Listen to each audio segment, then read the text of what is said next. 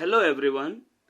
Indirect taxes and GST के पिछले video में हमने चर्चा की थी goods and services tax identification number पर, वस्तु एवं सेवा कर पहचान संख्या पर।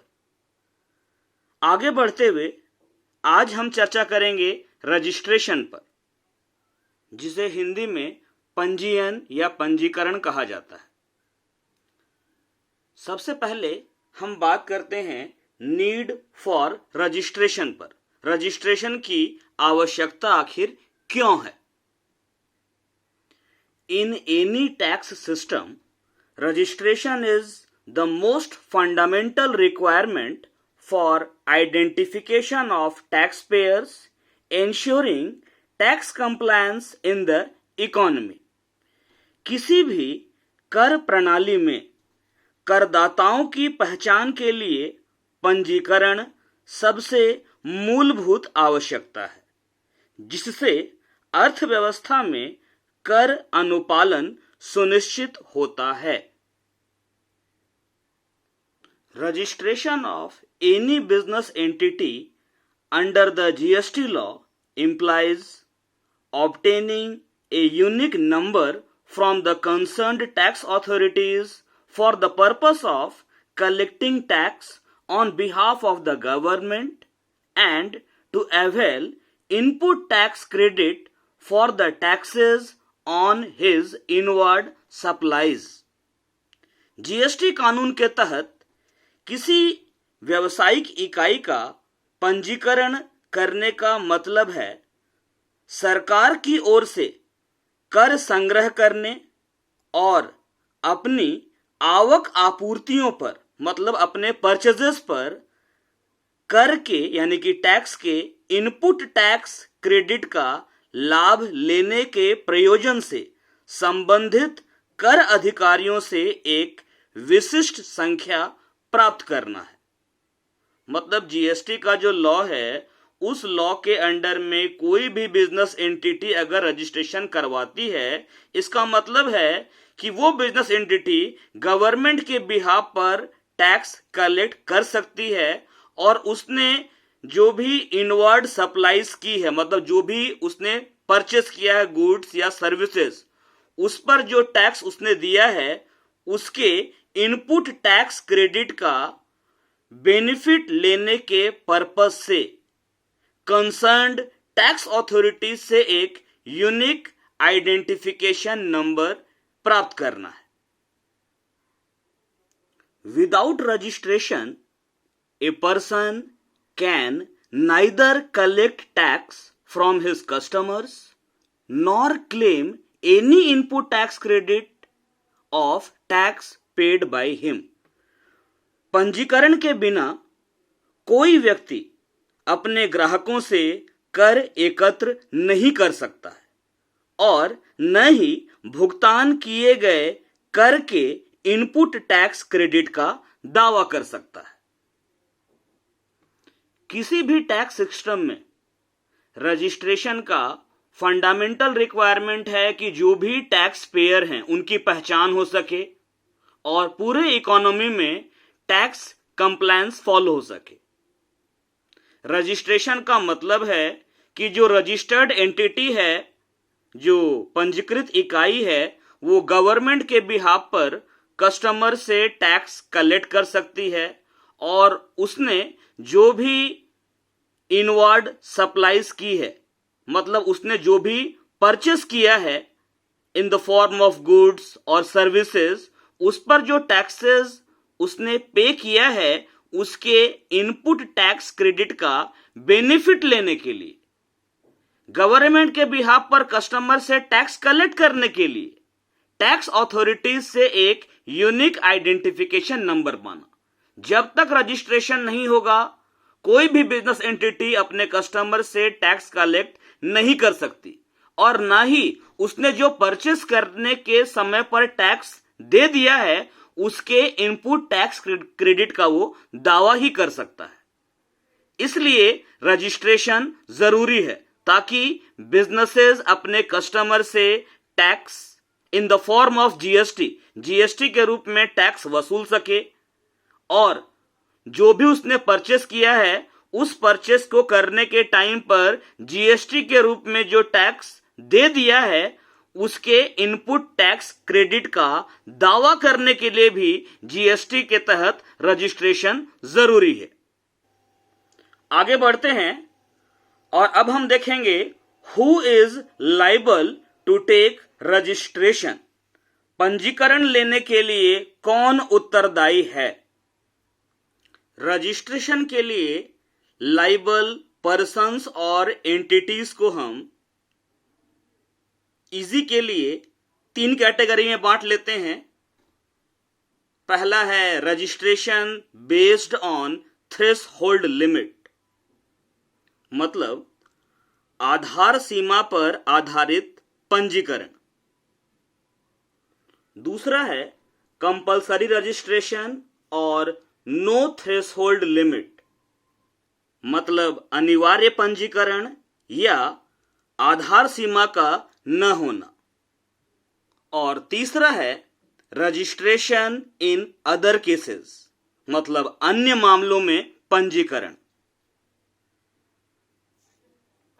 अब हम डिस्कस करते हैं registration based on threshold limit, जो कि under section 22 of the central GST act 2017 है। आधार सीमा पर आधारित पंजीकरण या निर्धारित सीमा पर आधारित पंजीकरण।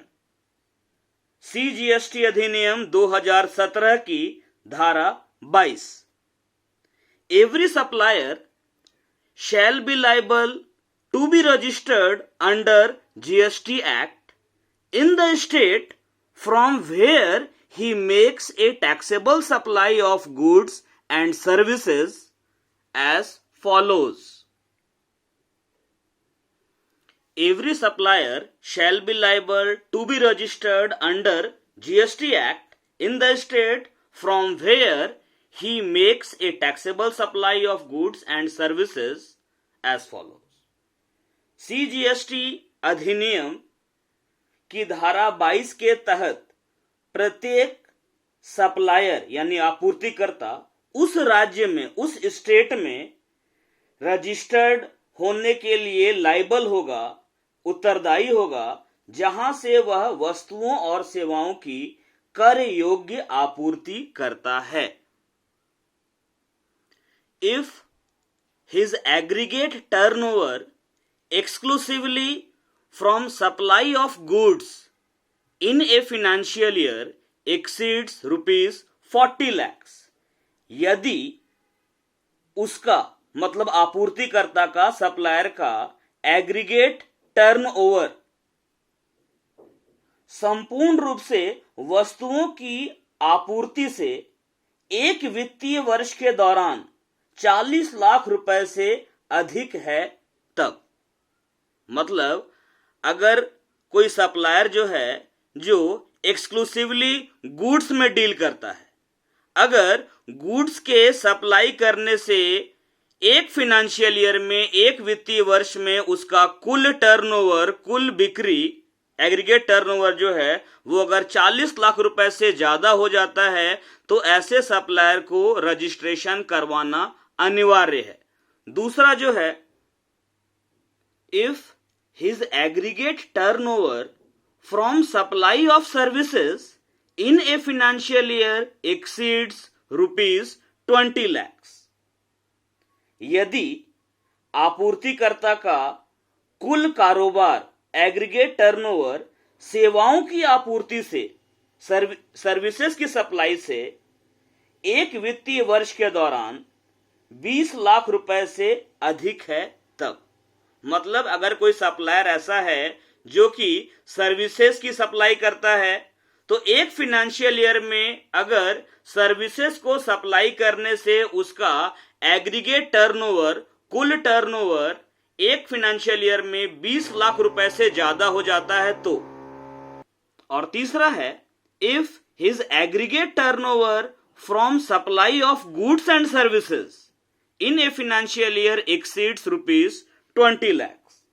यदि उसका कुल कारोबार माल और सेवाओं की आपूर्ति से एक वित्तीय वर्ष के दौरान 20 लाख रुपए से अधिक है तो यहां पर सेक्शन 22 जो है CGST एक्ट का, इसमें बताया गया है, नॉर्मल रूल ये है, जनरल रूल, कि अगर कोई सप्लायर केवल गुड्स की सप्लाई करता है एक्सक्लूसिवली और एक फाइनेंशियल ईयर में उसका एग्रीगेट टर्नओवर गुड्स की सप्लाई से 40 लाख रुपए से ज्यादा हो जाता है तो उसको थ्रेशोल्ड लिमिट के आधार पर रजिस्ट्रेशन करवाना होगा।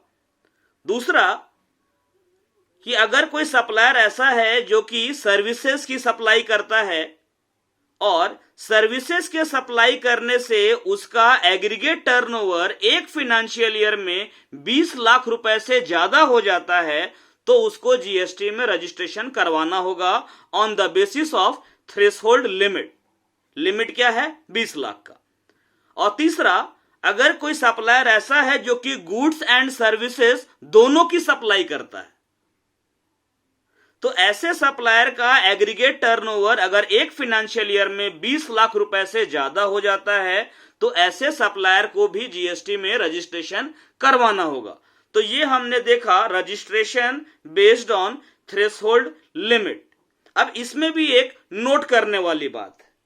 सामान्य नियम है कि अगर गुड्स की सप्लाई कर रहा है सप्लायर और एग्रीगेट टर्नओवर 40 लाख से ज्यादा है तो रजिस्ट्रेशन कंपलसरी है। अगर वो केवल सर्विसेज की सप्लाई करता और कुछ नहीं करता, उस केस में अगर उसका एग्रीगेट टर्नओवर एक फाइनेंशियल ईयर में 20 लाख रुपए से ज्यादा होता है तो कंपलसरी है। और अगर वो सप्लायर गुड्स एंड सर्विसेज दोनों की सप्लाई करता है तो उसका एग्रीगेट टर्नओवर अगर 20 लाख से ज्यादा हो जाए तो रजिस्ट्रेशन कंपलसरी है। नोट करने वाली बात यह है कि कुछ स्पेसिफाइड स्टेट्स हैं जहां पर थ्रेशोल्ड लिमिट जो है फॉर ऑब्टेनिंग रजिस्ट्रेशन वो इस लिमिट से कम है। मतलब जो निर्दिष्ट राज्य हैं, कुछ स्पेसिफाइड स्टेट्स हैं जहां पर जीएसटी में रजिस्ट्रेशन करवाने के लिए टर्नओवर की, विक्रय की जो आधार सीमा है उस आधार सीमा को कुछ कम किया गया है।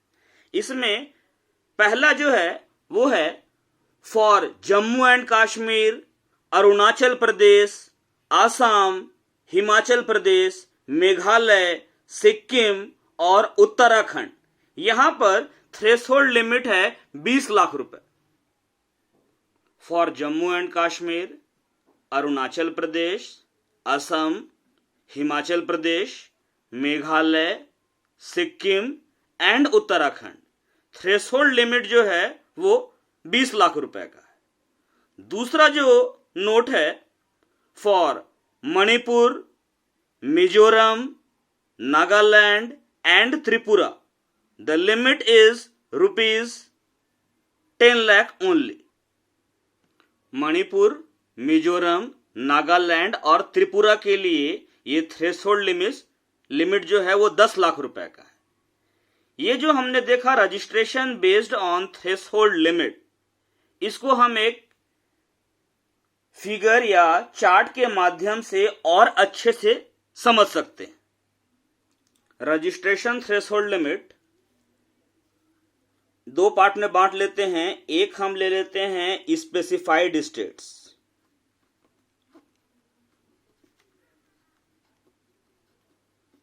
विशिष्ट राज्य, और दूसरा ले लेते हैं नॉन स्पेसिफाइड स्टेट्स। ठीक है। स्पेसिफाइड स्टेट्स में दो तरह का कैटेगरी है। एक है जम्मू एंड कश्मीर,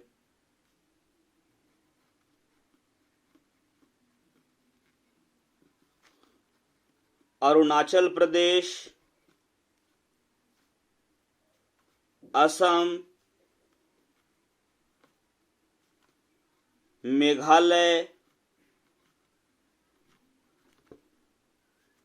सिक्किम और उत्तराखंड। स्पेसिफाइड स्टेट्स में कैटेगरी ये बना लिए। दूसरी कैटेगरी हम ले लेते हैं इसमें मणिपुर, मिजोरम,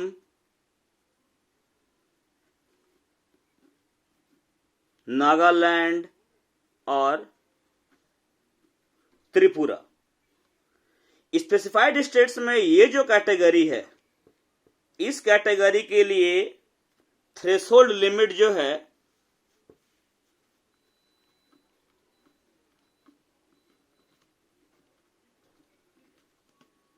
ये है ₹20 lakhs फॉर गुड्स या फॉर सर्विसेज या गुड्स एंड सर्विसेज। मतलब सप्लायर केवल गुड्स की सप्लाई करता हो एक्सक्लूसिवली, या केवल सर्विसेज की, या गुड्स एंड सर्विसेज दोनों की। थ्रेशोल्ड लिमिट क्या है? जम्मू कश्मीर, अरुणाचल प्रदेश, असम, मेघालय, सिक्किम और उत्तराखंड में 20 लाख रुपया। मतलब सप्लायर का एक फाइनेंशियल ईयर में एग्रीगेट टर्नओवर 20 लाख से अगर ज्यादा होता है इन सारे स्टेट्स में, तो उसको रजिस्ट्रेशन करवाना होगा। जहां तक बात है मणिपुर, मिजोरम, नागालैंड, त्रिपुरा की, तो यहां पर ये लिमिट है, threshold limit ₹10 lakhs for goods हो या फॉर सर्विसेज हो या फॉर गुड्स एंड सर्विसेज हो, सबके लिए लिमिट यहां पर क्या है? 10 लाख रुपए। अगर हम बात करें नॉन स्पेसिफाइड स्टेट्स, मतलब इन सारे स्टेट्स के अलावा जो बाकी रिमेनिंग स्टेट्स हैं इंडिया में, उनकी एक कैटेगरी है threshold limit.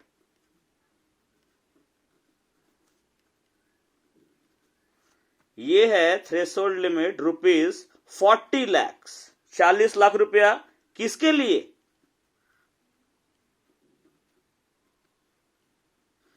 Exclusively for goods. अगर सप्लायर केवल गुड्स में सप्लाई करता है, गुड्स में डील करता है, तो नॉन स्पेसिफाइड स्टेट्स जैसे कि झारखंड है, उत्तर प्रदेश है, राजस्थान है, हरियाणा है, मध्य प्रदेश है, ठीक है, यहां पर लिमिट क्या है? 40 लाख रुपए का, अगर सप्लायर केवल गुड्स में डील करता है तो।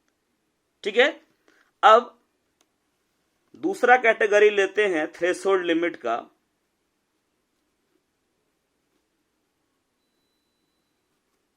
दो कैटेगरी में बांट लेते हैं।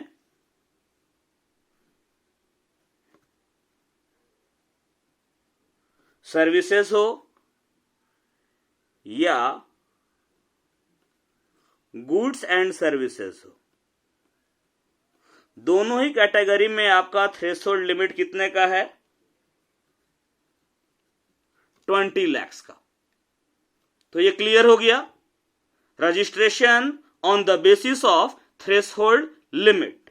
अब हम बात करते हैं कि यहां जो बार बार कहा जा रहा है कि एग्रीगेट टर्नओवर, तो ये एग्रीगेट टर्नओवर का मतलब क्या है?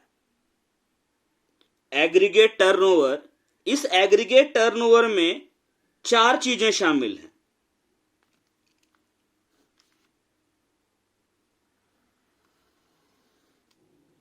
फर्स्ट जो है वो है taxable supplies excluding the value of inward supplies on which tax is payable by a person on reverse charge basis।